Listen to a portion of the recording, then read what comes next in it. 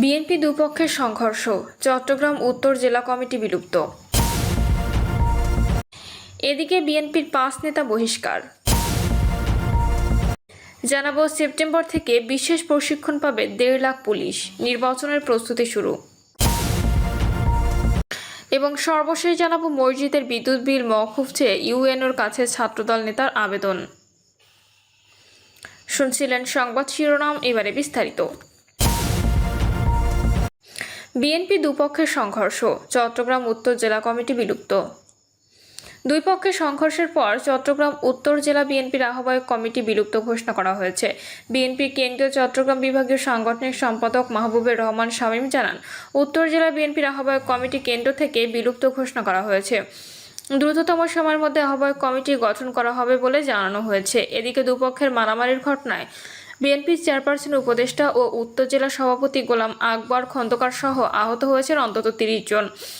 এ ঘটনায় খন্দকারের বাড়ি ভাঙচুর করা হয় এবং একাধিক মোটরসাইকেলে আগুন দেওয়া হয়।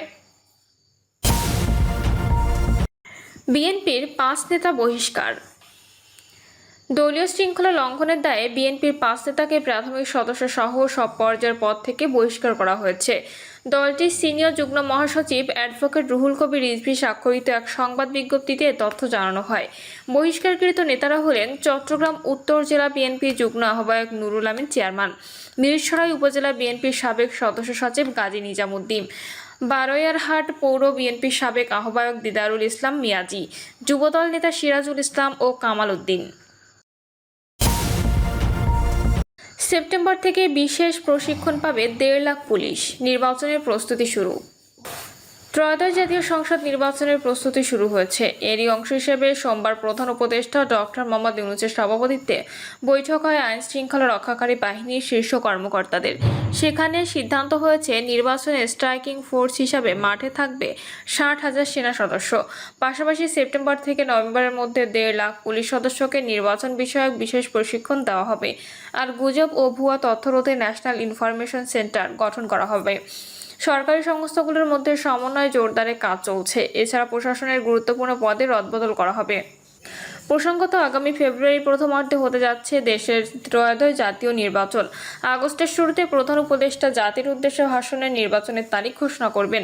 আর এই নির্বাচন সামনে রেখে আইন শৃঙ্খলা বাহিনীর উচ্চ পর্যায়ের দ্বিতীয় সভা এটি। এর আগে গত 9 জুলাই আইন শৃঙ্খলা বাহিনীর প্রস্তুতি সংক্রান্ত প্রথম সভা অনুষ্ঠিত হয়। ওই সভায় প্রধান উপদেষ্টা নির্বাচনের জন্য ডিসেম্বরের মধ্যে সব প্রস্তুতি শেষ করতে আইন শৃঙ্খলা বাহিনীকে নির্দেশ দেন। শফিকুল আলম বলেন, জাতীয় সংসদ নির্বাচনকে ঘিরে সরকার ব্যাপক নিরাপত্তা প্রস্তুতি এবং সংস্থাগুলোর মধ্যে সমন্বয় জোরদারে কাজ শুরু করেছে। আগামী সেপ্টেম্বর থেকে 1.5 লাখ পুলিশ সদস্যকে নির্বাচন বিষয়ক বিশেষ প্রশিক্ষণ দেওয়া হবে। এই প্রশিক্ষণ কার্যক্রম চলবে অক্টোবর ও নভেম্বর পর্যন্ত। তিনি বলেন, সেনাবাহিনী মূলত স্ট্রাইকিং ফোর্স হিসেবে কাজ করবে। তারা আইন শৃঙ্খলা রক্ষায় বলিষ্ঠ ভূমিকা রাখবে। তিনি আরও বলেন, নির্বাচনের সময় 60,000 সেনা সদস্য মোতায়েন থাকবে।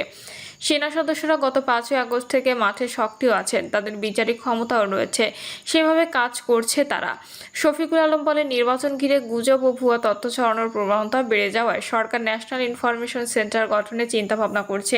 এই সেন্টারটি খুব দ্রুত গুজব শনাক্ত ও প্রতিরোধ করবে, পাশাপাশি সঠিক তথ্য জনগণের কাছে পৌঁছে দেবে। তিনি বলেন, এই কেন্দ্রটি আইন শৃঙ্খলা রক্ষাকারী বাহিনীর ইতিবাচক ও তাৎক্ষণিক কর্মকাণ্ড প্রচারে সাহায্য করবে, যেগুলো বর্তমান প্রচার না পাওয়ায় অনেক সময় অজ্ঞাত থেকে যায়। বৈঠকে নতুন করে গঠিত জাতীয় নিরাপত্তা কমান্ড কাঠামোর অধীনে মিডিয়া উইং প্রতিষ্ঠার প্রস্তাবও আলোচনায় এসেছে।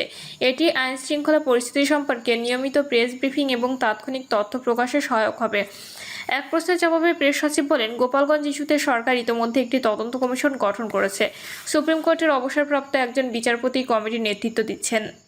কমিটির রিপোর্টে বিস্তারিত জানা যাবে। তিনি বলেন, ভবিষ্যতে এমন ব্যর্থতা এড়াতে গোয়েন্দা সংস্থাগুলোকে আরও সমন্বিতভাবে এবং আগেভাগে তথ্য সংগ্রহের জন্য নির্দেশ দেওয়া হয়েছে।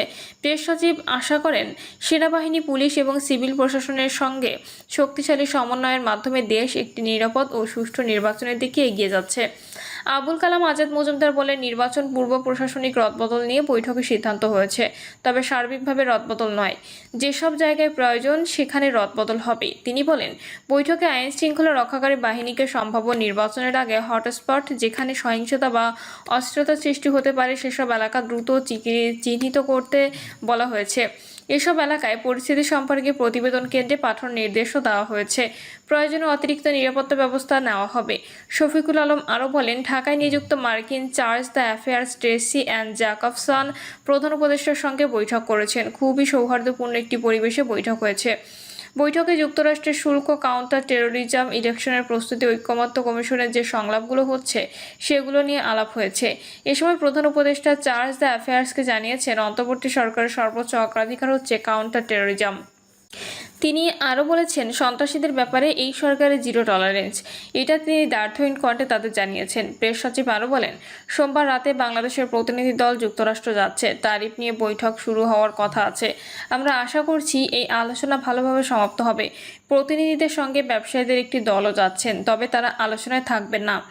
গত বছরের 5ই আগস্টে ছাত্র জনতার অভ্যুত্থানে আওয়ামী সরকারের পতনের পর 8ই আগস্টে দায়িত্ব নেন ডক্টর মোহাম্মদ ইউনূসের নেতৃত্বাধীন অন্তর্বর্তী সরকার। এরপর থেকে আগামী জাতীয় সংসদ নির্বাচন যত দ্রুত সম্ভব আয়োজনের তাগিদ দিয়ে আসছে বিএনপি সহ অনেক রাজনৈতিক দল। 13 জুন লন্ডনের প্রধান উপদেষ্টার সঙ্গে বিএনপির ভারপ্রাপ্ত চেয়ারম্যান তারেক রহমানের সঙ্গে বৈঠক অনুষ্ঠিত হয়। ওই বৈঠক শেষে যৌথ বিবৃতি ঘোষণা আসে। সব প্রস্তুতি সম্পন্ন করা গেলে আগামী বছরের রমজান মাসের আগে অর্থাৎ ফেব্রুয়ারির প্রথমার্ধে নির্বাচন হতে পারে। এরপর গত 26শে জুন প্রধান উপদেষ্টার সঙ্গে 1-to-1 বৈঠক করেন প্রধান নির্বাচন কমিশনার এএমএম নাসির উদ্দিন। ধারণা করা হচ্ছে ওই বৈঠকে নির্বাচনের তারিখ নিয়ে আলোচনা হয়েছে। তারপর থেকে দেশের রাজনীতির মাঠে কিছুটা নির্বাচনী হাওয়া বইতে শুরু করেছে। সর্বশেষ শনিবার 14টি রাজনৈতিক দলের সঙ্গে বৈঠকে প্রধান উপদেষ্টা জানান, 4 থেকে 5 দিনের মধ্যে নির্বাচনের সুনির্দিষ্ট তারিখ ঘোষণা করবেন তিনি।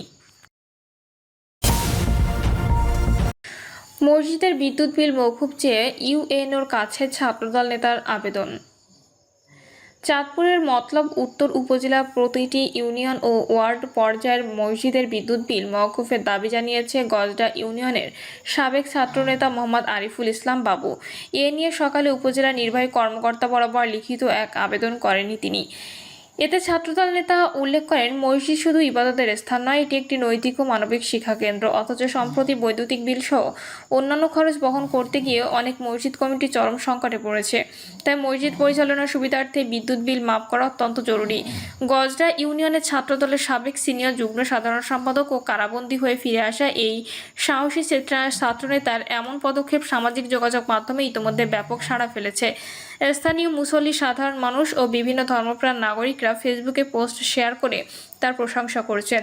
মোহাম্মদ আব্দুল জলিল নামে তার পোস্টে কমেন্ট করে বলেন, নিঃসন্দেহে ভালো কাজ। যদি সফল হন তবে মতলব উত্তরের স্মৃতি স্মারক হয়ে থাকবেন আজীবন। আর দোয়া তো পাবেনই, সদকা জারিয়া হিসেবে মৃত্যুর পরও তা বহাল থাকবে। মোহাম্মদ বিন মুফাজ্জল নামে আরেকজন কমেন্ট করেন, ভালো কাজ করবেন, মানুষ আপনাকে পছন্দ করবে, সেটা রাজনীতি বা ব্যক্তিগত কাজ।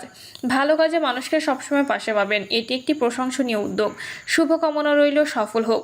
এ বিষয়ে আরিফুল ইসলাম বাবু বলেন, আমি বিশ্বাস করি ধর্মীয় প্রতিষ্ঠানগুলো আমাদের সমাজের আত্মিক ভিত্তি। বিদ্যুৎ বিলের বোঝা কমানো গেলে এসব প্রতিষ্ঠান আরও সুশৃঙ্খলভাবে পরিচালিত হবে। আমার এই ছোট্ট প্রচেষ্টা যদি কারো উপকারে আসে সেটাই আমার প্রাপ্তি।